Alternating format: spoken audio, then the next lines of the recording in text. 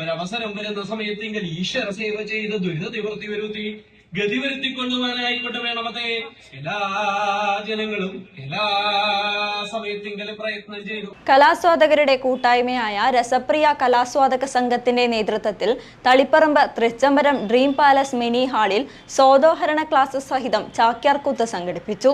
ക്ഷേത്ര കലാ അക്കാദമി യുവപ്രതിഭ പുരസ്കാര ജേതാവ് കലാമണ്ഡലം ശ്രീനാഥാണ് കൂത്ത് അവതരിപ്പിച്ചത്. തളിപ്പറമ്പിലെ ഒരുപറ്റം കലാസ്വാദകരുടെ കൂട്ടായ്മയാണ് രസപ്രിയ കലാസ്വാദക സംഘം. കലാമൂല്യം കുറഞ്ഞുവരുന്ന ഈ കാലത്ത് കലാസ്വാദകരുടെ കൂട്ടായ്മ എന്നത് നാടിന് തന്നെ ഏറെ മാതൃകയാണ്. തളിപ്പറമ്പ് ശ്രീ രാജരാജേശ്വര ക്ഷേത്രം തന്ത്രി ഇടവലത്ത് പുടയൂർ കുബേരൻ നമ്പൂതിരിപ്പാട് ദീപം തെളിയിച്ചാണ് കലാസ്വാദക സംഗമത്തിന് തുടക്കമായത്. പ്രസിഡന്റ് എം ഹരി അധ്യക്ഷനായ ചടങ്ങിൽ സെക്രട്ടറി ശ്രീദേവി MN സ്വാഗതവും പുടയൂർ ജയനാരായണൻ ആമുഖ പ്രഭാഷണവും നടത്തി. ഈ ചാക്യാർകൂത്ത് എന്ന് പറയുന്ന ഒരു പേരുണ്ടാവാൻ കാരണം സംഘകാല കൃതികളിലൊക്കെ നോക്കുകയാണെങ്കിൽ അതിൽ ചാക്കയ്യൻ എന്നുള്ളൊരു പേര് നമുക്ക് കാണാം. നൃത്തവും നാടകമൊക്കെ നടിക്കുന്ന ആളുകളെയാണ് ചാക്കയ്യൻ എന്ന് പറയുന്നത്. ആ ചാക്കയ്യൻ പിന്നീട് ചാക്യാരായി എന്നാണ് പണ്ഡിതന്മാർക്ക് ഇപ്പോ കണ്ടെത്തി പറഞ്ഞു വരുന്നത്. കാരണം ചിലപ്പതികാരത്തിൽ സമുദ്രസ്നാനം അധ്യായത്തില് വിദ്യാധരൻ അദ്ദേഹത്തിന്റെ പ്രണയിനിക്ക് 11 തരം കൂത്തുകൾ കാണിച്ചു കൊടുത്തു എന്ന് പറയുന്നു. ഇപ്പോ അങ്ങനെ പ്രണയിനിക്ക് കൂത്ത് കാണിച്ചു കൊടുത്തു എന്നുള്ളത് വലിയ സംശയമാണ്. ആരും പ്രണയം തോന്നിയിട്ട് കൂത്ത് കാണിക്കാൻ പോവാന്നുള്ളത് തോന്നില്ല.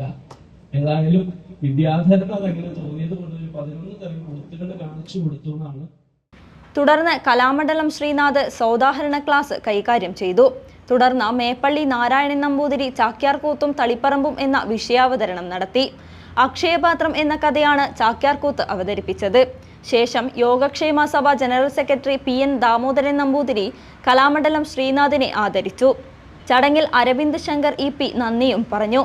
ക്ഷേത്രകലാ അക്കാദമി യുവപ്രതിഭ പുരസ്കാര ജേതാവ് കലാമണ്ഡലം ശ്രീനാഥ് അവതരിപ്പിച്ച കൂത്തിന് ജനശ്രദ്ധയേറി. ഗെയിമായിട്ട് പറയേണ്ട ആവശ്യമുണ്ടോന്നാണെങ്കിൽ അങ്ങനെയായിട്ട് തീർന്നു അവരുടെ അവസ്ഥ. ആരുടെ? പാണ്ഡവന്മാരുടെ. എന്താ സ്വതേ അവര് ക്ഷത്രിയന്മാരാ, അവർക്ക് ഭക്ഷണത്തിനൊന്നും യാതൊരു കുറവില്ല. എന്നാൽ കാലത്തിന്റെ ഗതി കൊണ്ട് അവരുടെ അവസ്ഥ അങ്ങനെയായിട്ട് തീർന്നു. അതിനാണ് ഈ കാലചക്രം എന്നാണ് പറയാ. എത്ര മേൽപ്പെട്ട് കിടക്കണ ആളായാലും വേണ്ടിയില്ല, ഒരു സമയത്ത് ഞാൻ കീഴ്പ്പെട്ട് വീഴും. എത്ര കീഴ്പ്പെട്ട് കിടക്കണ ആളായാലും വേണ്ടിയില്ല, ഒരു സമയത്ത് എങ്ങനെ പോവുക? മേപ്പോട്ട് പോകും. അപ്പൊ നമ്മുടെ കഥയിൽ നിന്ന് ആലോചിച്ച് നോക്കൂ. എത്ര ആളുകളെ മേപ്പോട്ടെങ്കിൽ ഞങ്ങളല്ലാണ്ട് ആരും ഇല്ലാന്നൊക്കെ പറഞ്ഞ് നടത്തിയിരുന്ന ആളുകളാ ഇപ്പോഴെവിടെ ഉള്ളത്. ഇപ്പൊ കീഴ്പ്പെട്ടാ പോയേക്കണത്.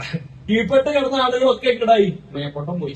ഇതിനാണ് കാലഗതി എന്ന് പറയാ. പാണ്ഡവന്മാർക്കും അങ്ങനെ ഒരു കാലഗതി സംഭവിച്ചു. അതെന്താ അങ്ങനെ ഉണ്ടാവാൻ കാരണം എന്നാണെങ്കിൽ ദേവാനുജന്മാരുടെ പുത്രന്മാരാണെങ്കിലും നമ്മ കുട്ടിക്കാർ